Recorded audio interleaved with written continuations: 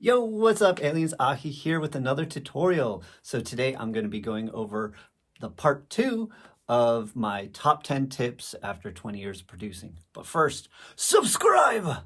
All right, tip number 6. Songwriting is greater than sound design or mixing or anything like that. The songwriting is the number one thing in the song. It's easy to say that, but what can you actually do to improve it? We can go back to tip number 2, which is study. So in here, it's really fun. I love doing this. So like I showed y'all before, I'll just take other people's tunes and like learn stuff from it. I will go through and just like figure out the structure of the song. And like I'll see like here's the intro, and then there's like a little fill here right before the verse. And you can see there's a breakdown every sort of like 8 bars here. Check that out. Do you see that? Oh, there's like always something to go into the next section. Go through and set up the structure, you know, and you can like learn like, okay, this is this part of the song, this is the next part of the song, and do this with like your favorite artists, and you're going to learn so much. Another fun thing y'all tend to like was like rendering out parts of other people's songs. So I'm going to do that right here with this one. I've EQ'd it out. Hopefully we don't get demonetized. Now I'm going to show you all this trick. Check this out. Okay, so we got this little bit right here. I've EQ'd it out. Mostly, another reason why I'm EQing it out here is that I only want this melodic section here, none of the bass or the other things. And then I'm going to convert melody to new MIDI track. And usually this is like really, I don't know, it usually doesn't do that good of a job. But let's see here how it does. So here's the original melody. Okay, and then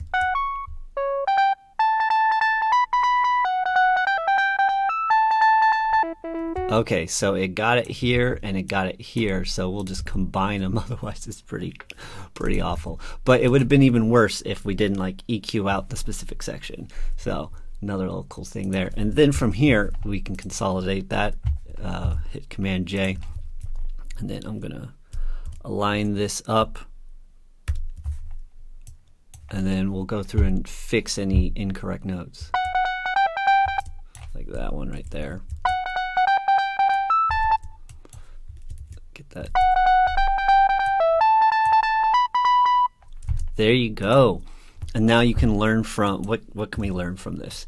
It's got the flat second here, which is very common in dubstep stuff. It just gives it a darker tone. But it's, I don't know, cool technique. You could apply it to your own favorite songs and run with it from there.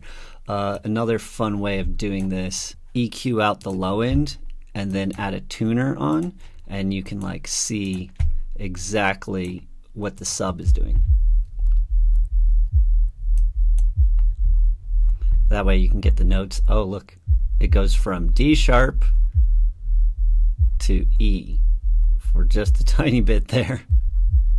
And then the last thing I want to show y'all with this kind of thing is look at the placement of the kicks and the snares, and then just literally just like copy it, you know? So there's 2 kicks here. You can literally see the transients there. Bum, bum. And then the clap kind of snare, but ooh, that's kind of thick. So this clap right here wouldn't really perform well right there. So that's another thing. It's like look at the waveforms and compare it to your own samples. But that's not so much structure. Okay. Okay, so there's no kick there. And then we'll copy it and then.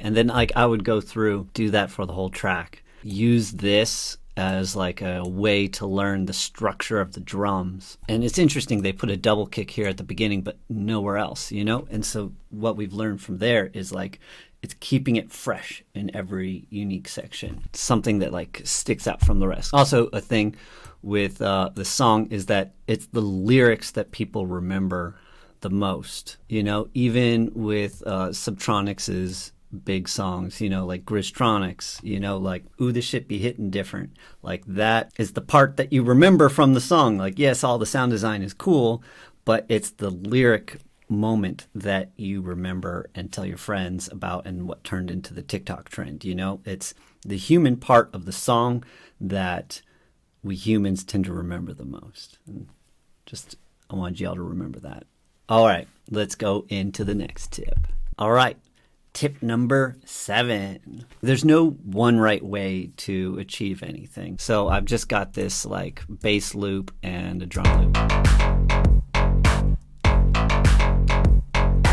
And I want to like sidechain it, you know? I could do the classical thing, which is sidechain the drums with a compressor, you know, and then...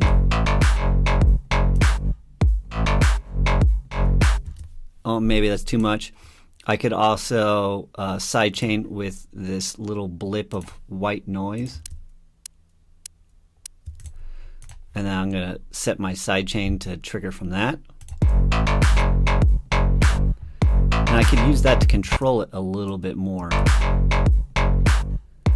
See how as I increase the release, I'm able to control how much it is actually ducking.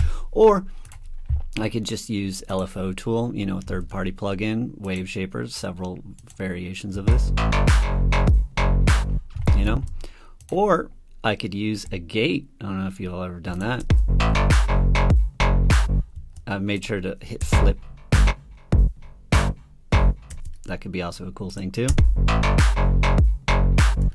Or what I've been doing a lot recently is just using utility and just like drawing in the sidechain.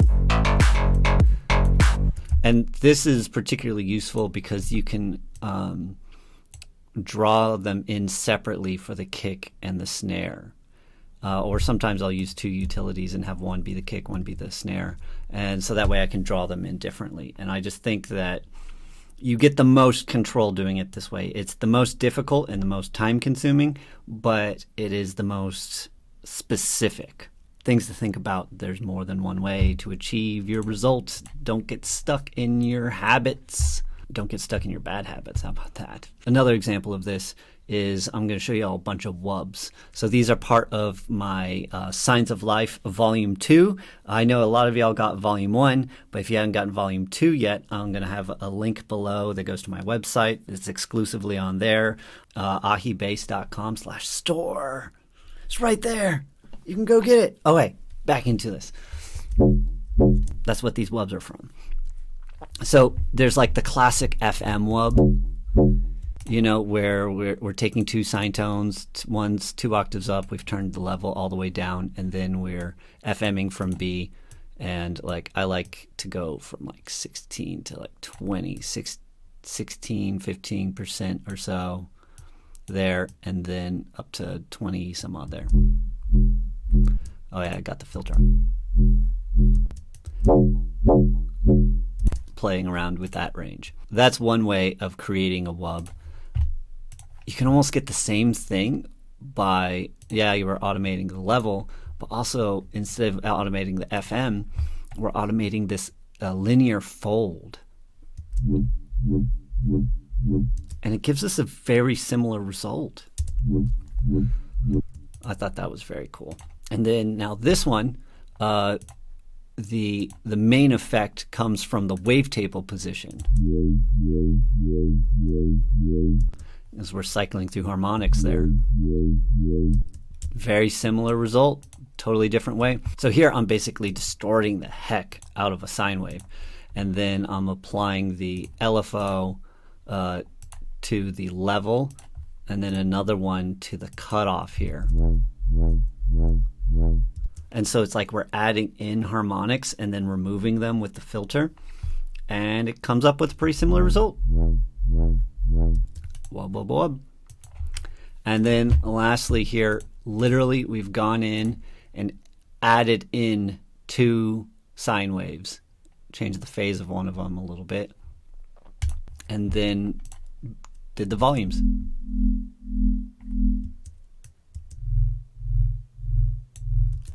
Very similar result. Again, there's not one right way to do anything. These are all different ways to approach like a similar kind of sound. Another example I don't have the time to get into right now is like how you actually process and master your whole song, whether you're doing the group processing, which y'all call the Skrillex like group mastering kind of idea, and like all the different variations in like my Ableton templates that a lot of y'all have, and then or doing that versus like clipping directly into the master, or doing like classical type mastering techniques where you turn down the volume of everything, bring it up from there, and have it all go into the master, and having it glue all together. All of these three different ways of approaching mastering and producing your sound, you can get good results with all of them. There's no one right way to do it, and that's what I want to get across. All right, let's go on to the next tip. All right, tip number 8, build a habit out of producing. There's this like trope of 10,000 hours that it takes to be a master at something. I would say that it's way more than 10,000 hours. 10,000 hours is just starting. At least it feels like that for me. You don't need to be a master at something to be good at it. You don't need to torture yourself in order to be good at it either. But there is something to be said about showing up and doing the work every day. Hard work beats talent. And if you get in the studio at least like once, just a little bit every single day, you're going to improve. It doesn't mean that you need to be producing the entire time and just cranking out like songs or bangers or whatever. It just means you need to show up and just add something to the pile of like what you're trying to achieve, what your goals are. You don't need to be making music the entire time when you're showing up. You could be working on other things like just doing sound design experiments. You could just, make some drums, make some other samples, like play the piano, or you could be organizing samples into your own libraries. You could be collecting samples from online or other places. You could be collecting songs. You could be making live edits, stuff for your DJ sets. You could be making visuals, building out your world. Any small brick that can be added each day to create your new world, your artistic vision. As they say, Rome wasn't built in a day. Great art takes time. Look at the Sistine Chapel. It took a long time.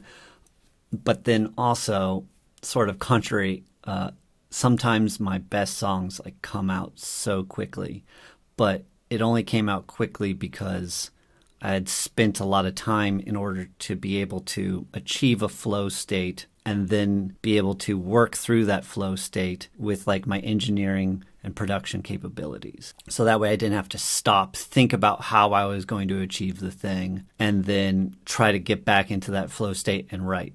You want to be able to get to a spot where you can not think about what buttons you have to push, but it just sort of comes secondary nature.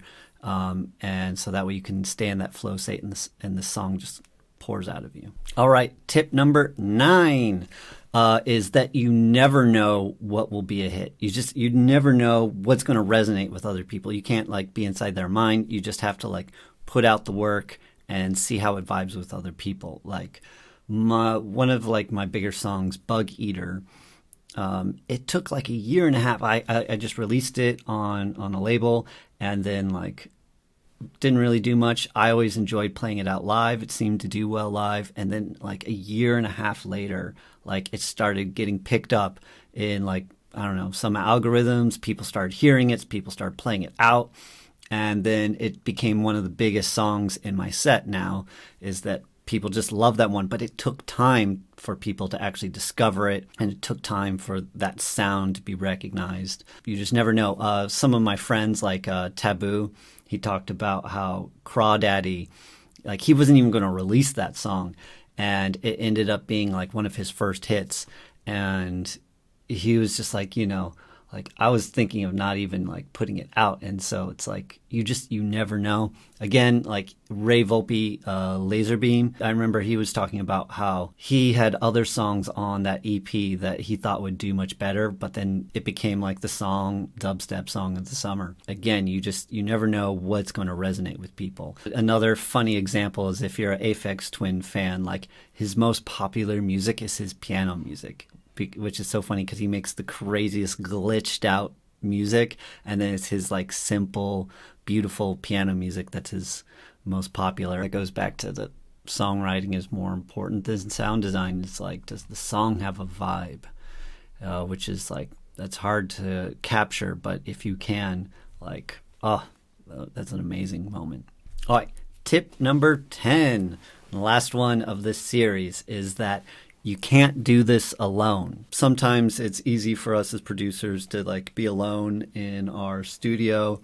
You know, there's the whole trope of like, oh, you know, I was in a rock band and then I realized I could make this a massive sound just by myself. And I just started doing it, you know, in my bedroom. But the thing is that, yeah, you can make the music by yourself, but you can't have a career by yourself. The most obvious thing is you need fans in order to have a career, you know? You need other people, literally. And so I think that that's like a thing as someone of like, you know, a more introverted personality. Sometimes you can forget, or you're like, oh, this is overwhelming. But I think that is a skill that you can develop. Another example, you know, agent, manager, you need promoters. You need the people to book you for the shows in order for them to happen. And then, oh man, and this is a thing that too many people overlook, is that you need the stage crew. You need the sound guy. You need the lighting guy. You need the visual guy, the security, box office, artist relations, your musical collaborators. You know, like all these people work together to create the environment for which these shows happen, and it's important to thank these people when they're doing things right. And so I try to, if I can, at my shows, like thank these people for doing their jobs, because like I wouldn't be able to be up there DJing without all these people's help, and to thank the fans. And so right now, I'll thank y'all. Like I probably wouldn't be touring around DJing if my YouTube channel didn't blow up, you know, over the last few years. And yeah, so thank you. It's been so cool just like talking to y'all while I've been on tour, hearing how the tutorials have helped. It brings me so much joy to hear that. Before I head out, don't forget, subscribe! I gotta say that more. Also, you should check out my store, aheebase.com/store. Bam! And I've got the Signs of Life Volume 2 and Signs of Life Volume 2 bonuses right there. Also, all sorts of fun things. I got this free pack up here.